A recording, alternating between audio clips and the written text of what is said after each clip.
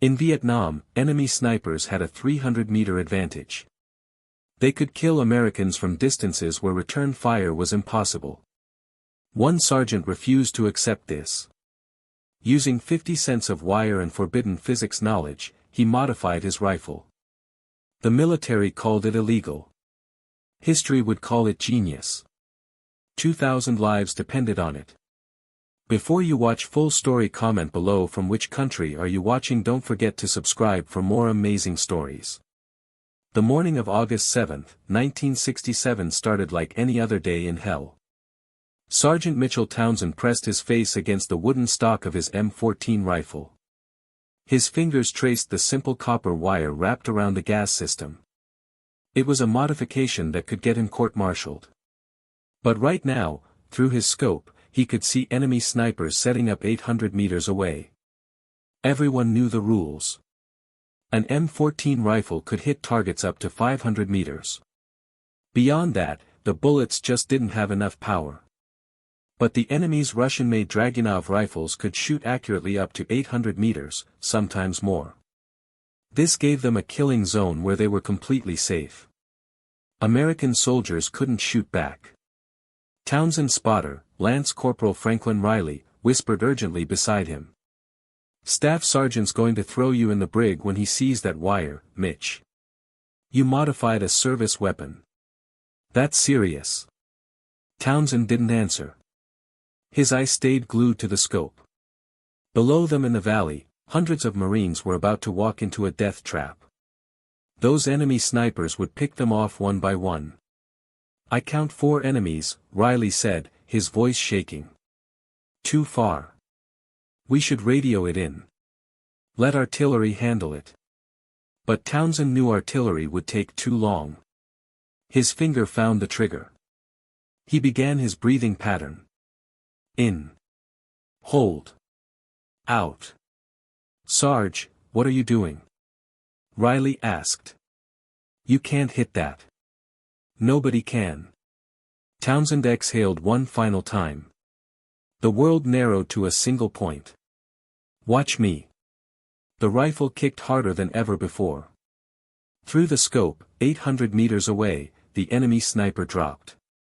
Before Riley could even process what happened, Townsend was already working the bolt, fighting against the stiff action, finding his second target.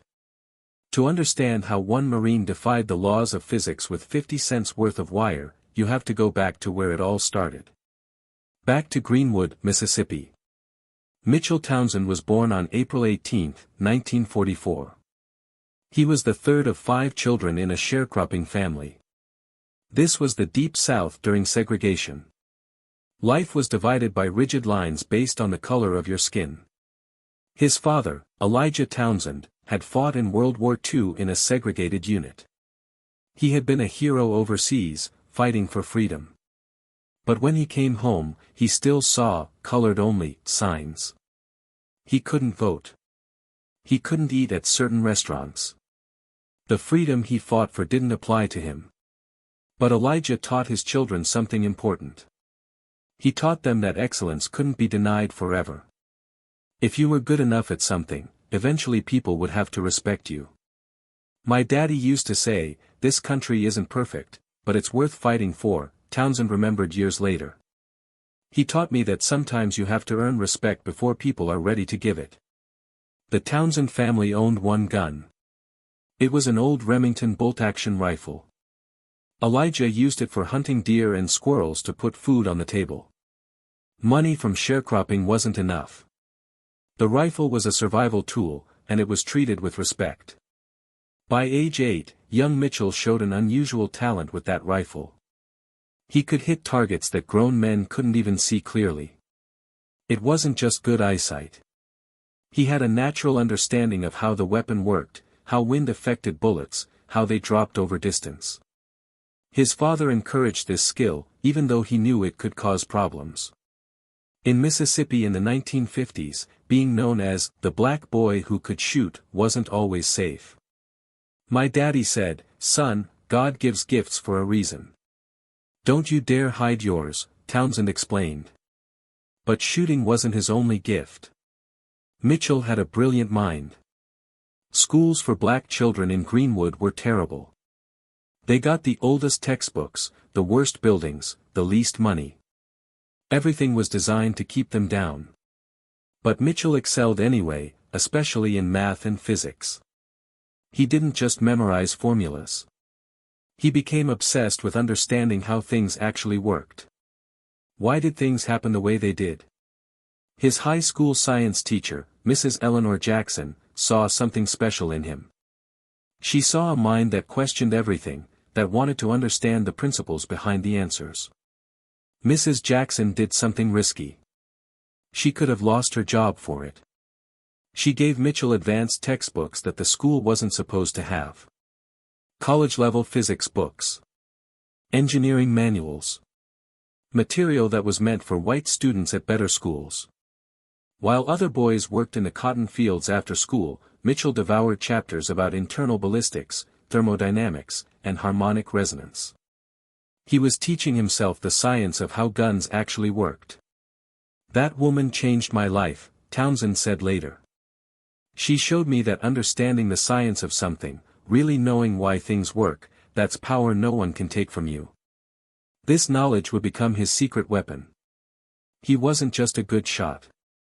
He was becoming someone who understood the physics of shooting at a deeper level than most people in the military. When Mitchell graduated high school in 1962, his options were limited.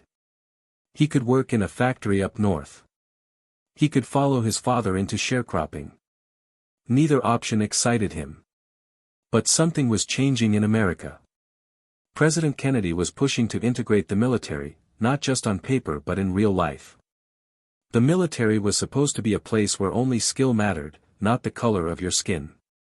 Townsend saw an opportunity. Not just to escape Mississippi, but to prove himself on a bigger stage. His mother didn't want him to go. But his father gave his quiet blessing. In January 1963, Mitchell Townsend enlisted in the United States Marine Corps. Basic training at Parris Island, South Carolina, was designed to break men down and rebuild them as Marines.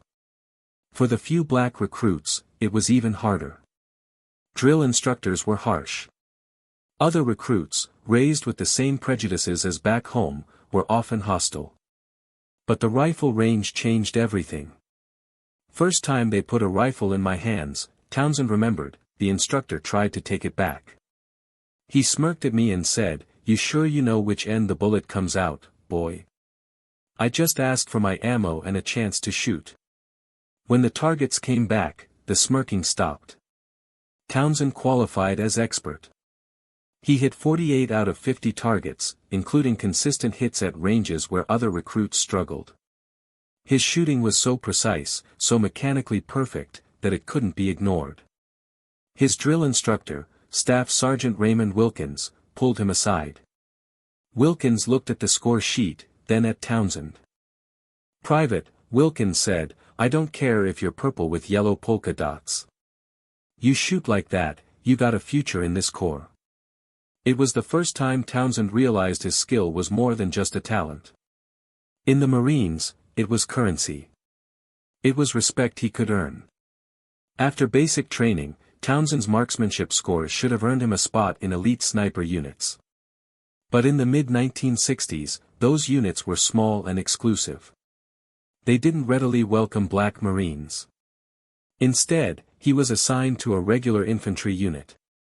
But he served with distinction. He rose in rank. He earned respect not just for shooting, but for his technical mind. He became the unofficial armorer, the guy who could fix any weapon, who understood why a gun jammed, not just how to clear it. When his first enlistment ended in 1966, he could have gone home. He could have taken his benefits and started a new life. But the war in Vietnam was getting bigger. More Marines were needed. He re-enlisted. He specifically asked to be deployed to Vietnam. He had no idea that his shooting skills and the physics he learned from those forbidden textbooks would soon mean the difference between life and death for thousands of Marines. Townsend was assigned to the 3rd Battalion, 5th Marines. By 1967, the war was changing. American forces were building up. But the strategies being used were designed for conventional warfare in Europe. Vietnam was different. It was jungle warfare. The battalion was sent to Quang Tri Province, the northernmost province of South Vietnam. The area included strategic hills and ridgelines. Whoever controlled the high ground controlled the transportation routes. Then a new problem emerged. North Vietnamese army units were getting a new weapon, the Soviet-designed Dragunov SVD sniper rifle. It was semi-automatic, rugged, and deadly accurate at long range.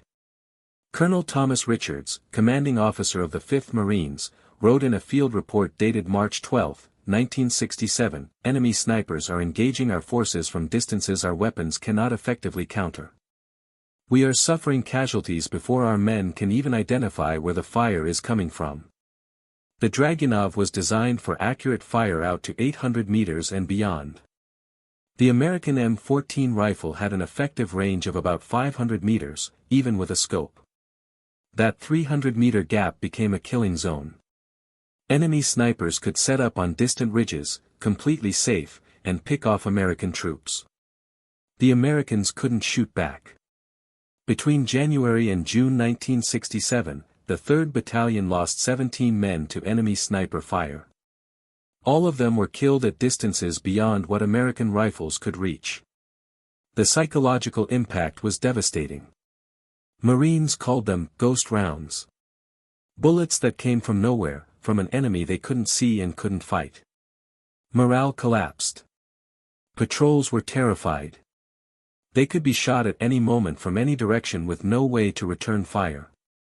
General Bruno Hochmuth, commanding the 3rd Marine Division, was furious. He requested counter-sniper training. He demanded new equipment. But the military supply system was slow. The new M40 sniper rifle was in limited supply. Only established sniper units got them. Those were the same units that had been slow to integrate Black Marines. It was against this backdrop of failure and mounting casualties that Sergeant Townsend made a decision. If official channels couldn't solve the problem fast enough, he would find another way. The thing about combat, Townsend explained later, is that all those rules about who's allowed to do what don't matter so much anymore. What matters is who's still breathing at the end of the day. In July 1967, combat losses left the battalion's scout sniper platoon short-handed. Sergeant Townsend, with his expert qualification and reputation as a weapons expert, was temporarily assigned to fill a gap. He wasn't officially trained as a sniper. In their eyes, he was just a warm body to fill an empty slot. What they didn't know was that Townsend had spent the last 6 months studying. He wasn't just cleaning his rifle. He was analyzing it. He wasn't just watching the enemy. He was reverse engineering their tactics. He reported to Combat Outpost Eagle, a collection of sandbag positions on a hill overlooking the DMZ. The welcome was cold. The platoon leader, Staff Sergeant Walter Cunningham, was a career Marine who believed in two things, the Corps and the men he had personally trained. Townsend was neither. "I don't care what your qualification scores are, Townsend," Cunningham said without looking up from his map. "Scout snipers train together, fight together. You're here because I'm short-handed, not because you belong." Townsend was paired with Lance Corporal Franklin Riley, a nervous 19-year-old from Oregon. Riley had a gift for reading wind, but his last partner had been killed 3 weeks earlier. Riley's last partner caught a round through the scope, Cunningham told Townsend bluntly. "So don't take it personally if he's not eager to get close to you." The platoon had mixed equipment. The 2 senior teams had the new M40 sniper rifles. The other 4 teams, including Townsend's, carried standard M14s with mounted scopes. "How come we don't all get the M40s?" Townsend asked during his first briefing. Gunnery Sergeant Howard Pratt scoffed. "There's 8 M40s in the entire regiment, Sergeant. You think they grow on trees? Besides, the M14 is a fine weapon in capable hands." What Pratt didn't say, but what everyone knew, was that the M14 couldn't match the Dragunov's range. Townsend learned this horrible truth 3 days later. He and Riley were on a ridge, observing a trail. In the valley below, about 700 meters away, a patrol from Alpha Company was moving through. Then the shooting started. Shots rang out from a distant ridge. 2 Marines fell immediately. The squad scattered, looking for cover. There wasn't any. 3 more Marines were hit. Target, 11 o'clock, Riley called out, his eye pressed to the spotting scope. 900 meters. NVA sniper team. At least 2 of them. Townsend put his rifle to his shoulder and found them in his scope. His blood ran cold. Both men knew the truth. The enemy was well beyond the range of his rifle. They could watch. They could report. But they couldn't engage. They radioed the coordinates and requested artillery support. The artillery took 17 minutes to arrive. By then, the enemy snipers were gone. 5 Marines were dead. 5 men that Townsend and Riley had watched die through their scopes, completely unable to help. That night, back at the outpost, the other Marines drank or played cards, trying to forget. Townsend sat alone, cleaning his rifle with furious precision. His mind wasn't replaying the horror. It was solving a problem.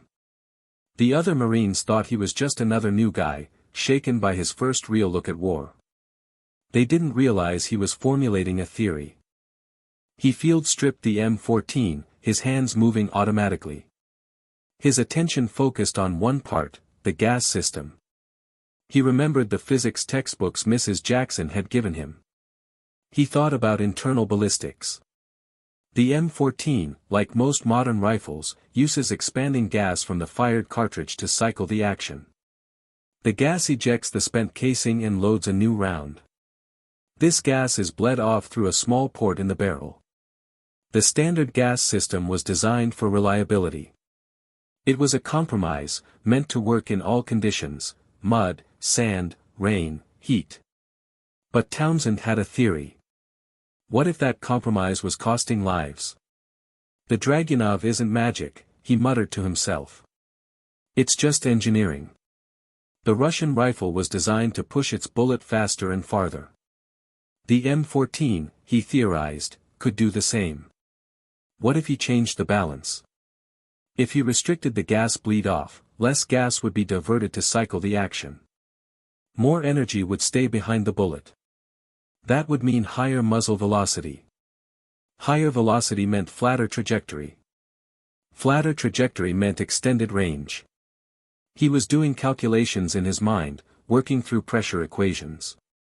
There was a trade-off, and it was dangerous. With less gas, the rifle's action might fail to cycle. It might jam. It might become essentially a single-shot rifle in the middle of a firefight. It was a massive risk. And it violated every weapon maintenance protocol in the Marine Corps. If caught, he would face serious punishment. But the memory of those 5 dead Marines weighed more than the threat of punishment. The next morning, Townsend found Corporal Dennis Martinez, who worked in battalion supply. Martinez had a reputation for being able to get things that weren't officially available. "I need copper wire," Townsend told him quietly. "About 16 gauge. Electrical wire. And I need it quiet." Martinez looked at him suspiciously. "What's it worth to you?" "My next 3 packs of cigarettes." "Make it 5. And I don't tell anyone about those PX items that keep finding their way to the Vietnamese village." Martinez smirked. "Always knew you were too observant for your own good, Townsend. You'll have your wire by tonight." That evening, Martinez delivered a small coil of copper wire. The wire had cost 50 cents at the base exchange. Its value would soon prove impossible to measure. While the rest of the platoon relaxed, Townsend retreated to a quiet corner with his rifle, the wire, and a flashlight. Working by dim light, he carefully modified the gas system of his M14. He created a makeshift regulator. It was crude, but his understanding of the physics was precise. He was restricting the gas port, forcing the rifle to send more power down the barrel instead of into cycling the action. As he was putting the rifle back together, a shadow fell over him. It was Lance Corporal Riley. "What are you doing to that rifle, Sarge?" Riley whispered, his eyes wide as he saw wire where no wire should be. Townsend considered lying. He looked at the young Marine who would be his spotter, whose life would depend on this rifle. He decided on the truth. "I'm changing the rules, Riley. The Dragunov has range because it's designed to push the bullet faster. Our M14s can do the same if we help them." Riley's face went pale. "That's against regulations. Multiple regulations. They'll bust you down to private. They'll court-martial you." Townsend clicked the last piece into place. He looked up at Riley. "Only if it doesn't work. If it works, they'll be too busy giving me medals to worry about regulations." Riley shook his head. "You're crazy. And if that thing blows up in your face, I'll be the one dragging you back to base." Townsend smiled for the first time since joining the platoon. That's what spotters are for. Neither man knew their partnership was about to be tested in the most extreme way possible. The pre-dawn briefing was tense. Intelligence reported significant enemy movement in the valley below Combat Outpost Eagle. Captain Gerald Morrison, the battalion operations officer, explained the situation. "We have elements of the 7th Marine Regiment moving to reinforce positions. Approximately 2,000 Marines will be moving through this valley over the next 48 hours. Your job is to provide overwatch and early warning. Staff Sergeant Cunningham assigned positions. Townsend, Riley, you'll take observation post 3 on the eastern ridge. You'll have visibility of the main approach routes." He stared hard at Townsend. "Standard protocol. Observe and report. Do not engage unless directly threatened or specifically authorized." Townsend just nodded, feeling the weight of the rifle on his back. The rifle that was now technically illegal contraband. The rifle that had never been fired with the modification.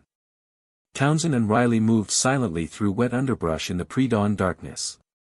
The eastern ridge was a 3-kilometer hike through difficult terrain. "You actually going to use that thing?" Riley whispered, gesturing at Townsend's M14. "If I have to. And if it doesn't work?" Townsend paused. "Then I guess I died trying something instead of watching more Marines die while I followed orders." Riley fell silent. They reached observation post 3 just as dawn broke. It was a shallow depression with vegetation for camouflage, offering a perfect view of the valley and enemy infiltration routes. The morning passed slowly. They logged farmers, birds, nothing important. Then, around noon, the first Marine units appeared. Columns of men moving cautiously through the valley. By 2 p.m., nearly 500 Marines were visible. The reinforcement was going perfectly. At 2:38 p.m., everything changed. "Movement," Riley said suddenly, his voice tight. "North Ridge, 2 o'clock. Multiple figures." Townsend swung his scope. He saw them. At least 6 enemy soldiers setting up machine guns. Among them, 2 carried the distinctive profile of Dragunov sniper rifles. "Range," Townsend's voice was calm and cold. Riley checked his rangefinder. 820 meters to the nearest. 850 to the ridge position. Well beyond the 500-meter limit. Deep in the killing zone. "Command, this is Sierra 3, Riley radioed.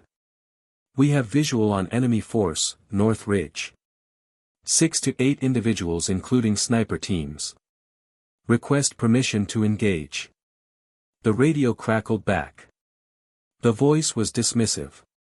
"Sierra 3, negative on engagement. Range is beyond your capability. We're scrambling air support.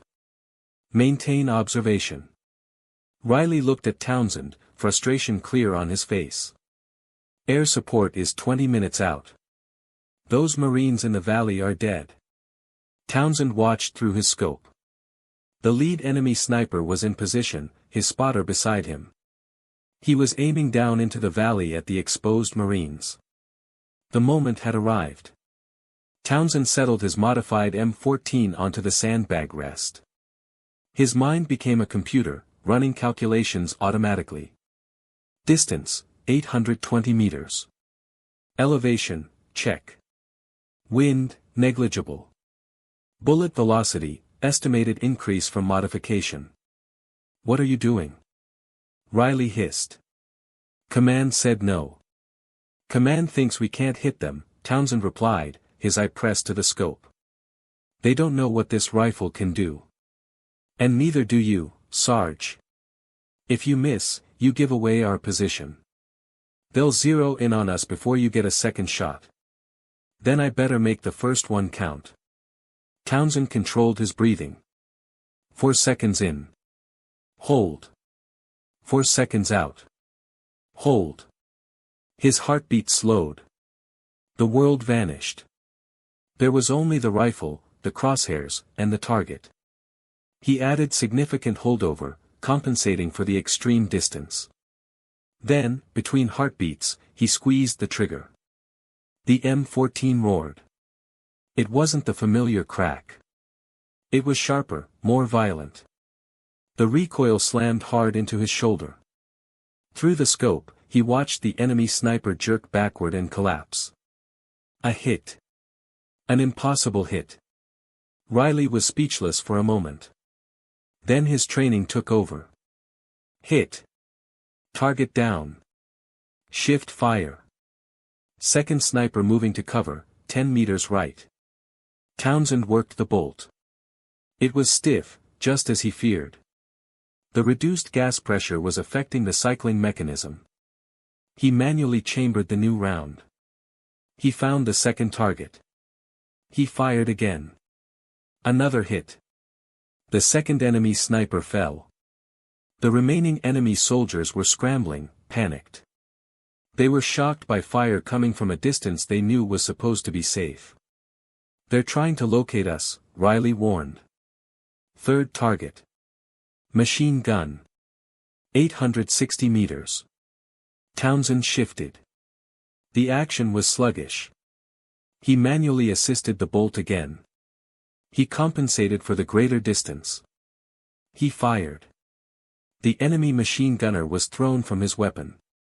Command, this is Sierra 3. Riley was on the radio, his voice electric with excitement. We have engaged enemy positions. 3 confirmed hits. Enemy snipers neutralized. Request permission to continue. The radio exploded with questions, with disbelief. But Townsend wasn't listening. Fourth target, Riley called. Radio man, moving left, 840 meters. Townsend tracked the running figure. He led him slightly to account for movement. He fired. 4 shots. 4 hits. All at distances the Marine Corps manuals said were impossible. The remaining enemy soldiers vanished, dragging their wounded, abandoning their positions. In the valley below, the Marine columns continued their march, completely unaware that disaster had just been averted. Command wants us back at the OP, Riley said, finally lowering the radio. Immediately. Captain Morrison sounds, he doesn't sound happy, Sarge. Townsend carefully wiped down his rifle. Did you tell them about the modification? Riley hesitated. No. Figured that was your story to tell.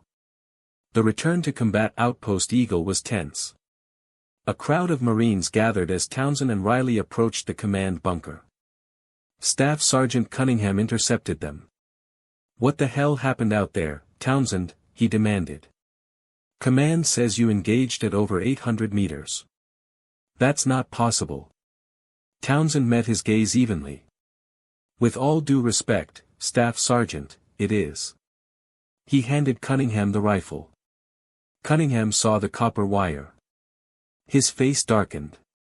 You modified a service weapon. You violated regulations.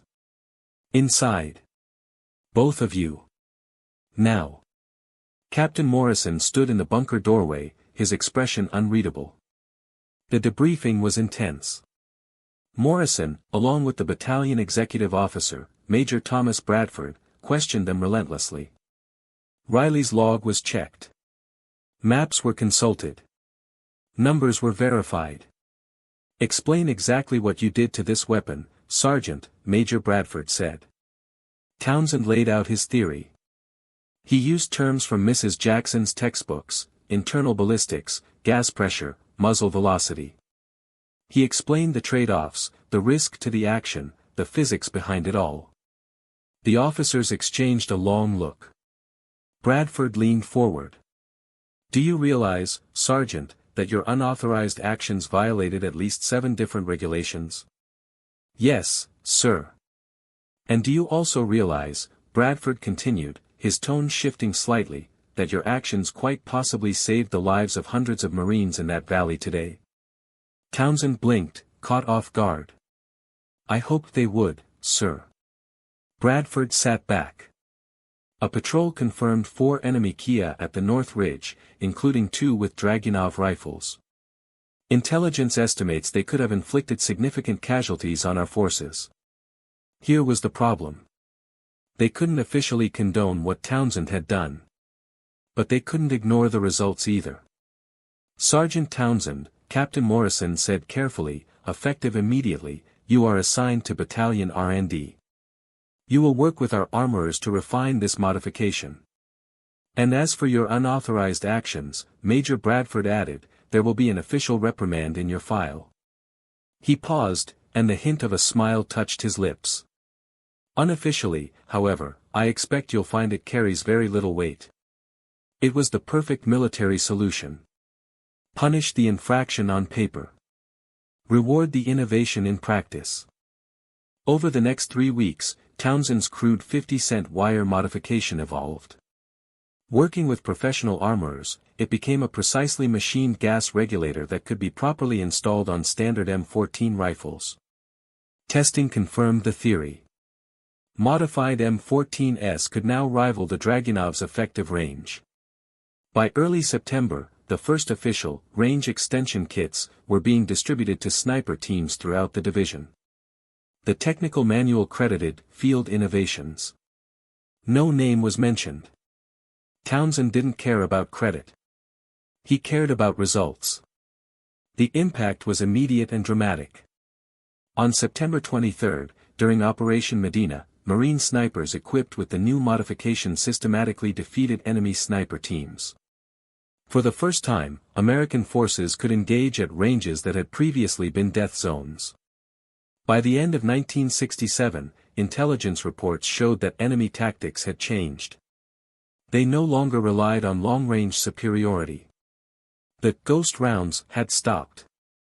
A 3rd Marine Division report estimated that Sergeant Townsend's innovation directly contributed to preventing over 2,000 casualties during the remainder of 1967 and into 1968. Townsend received a Navy Achievement Medal.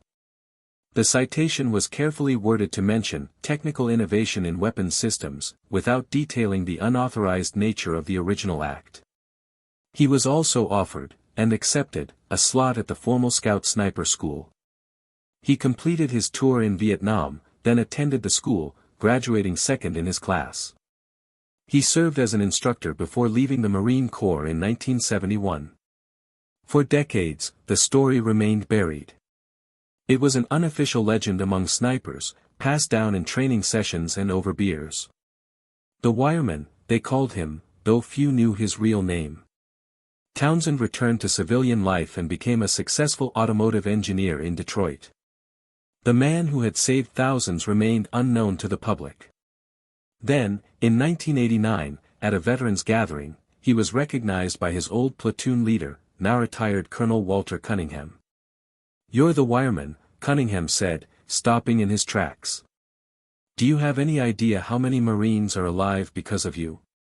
Cunningham, who had become a military historian, was stunned to discover Townsend was still alive and had never been properly recognized. He documented the full story, tracking down records, interviewing witnesses, verifying details. In 1991, Cunningham's paper was published in the Marine Corps Gazette. The secret was out.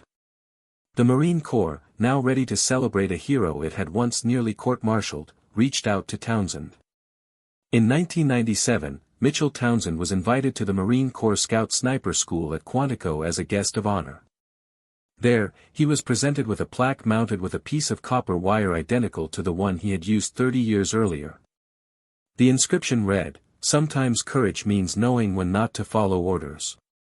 Mitchell Townsend passed away in 2011 at the age of 67. His funeral was attended by dozens of Marines, many of whom he had never met. They were men whose fathers or uncles had survived Vietnam because of a 50-cent piece of wire and one sergeant's willingness to break the rules. His innovation, born from Mississippi cotton fields, forbidden physics books, and the brutal reality of combat, is now a case study in military academies. It's used to teach officers about empowering frontline innovation and the importance of questioning established procedures. The story proves something important.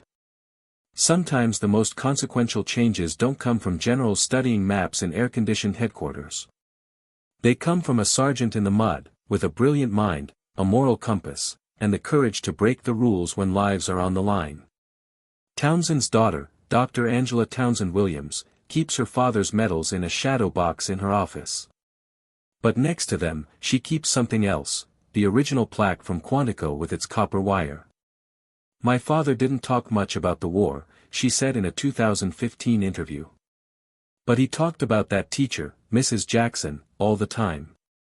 He said she taught him that understanding how things work is power. And that day in Vietnam, that knowledge saved lives."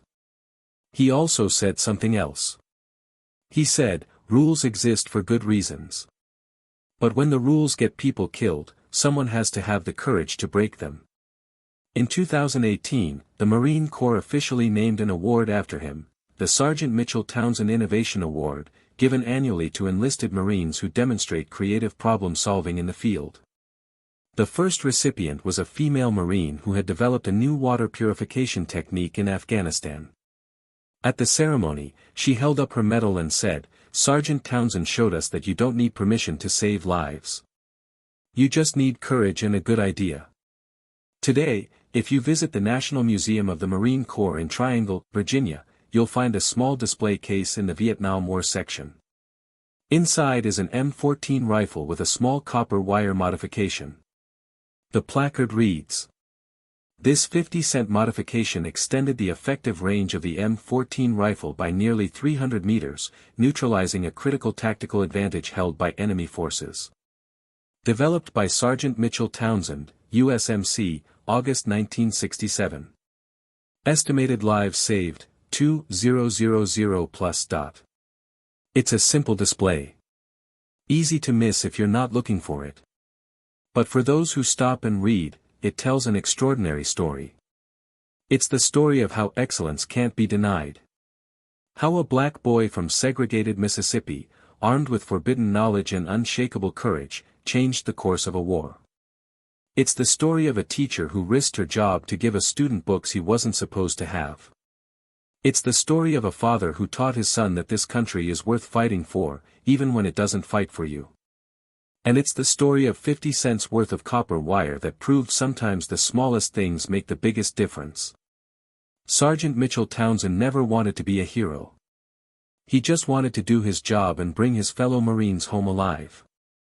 But by having the courage to question, to innovate, and to act when action was needed, he became exactly that. His story reminds us that heroes don't always follow orders. Sometimes, they follow their conscience instead. And sometimes, that makes all the difference.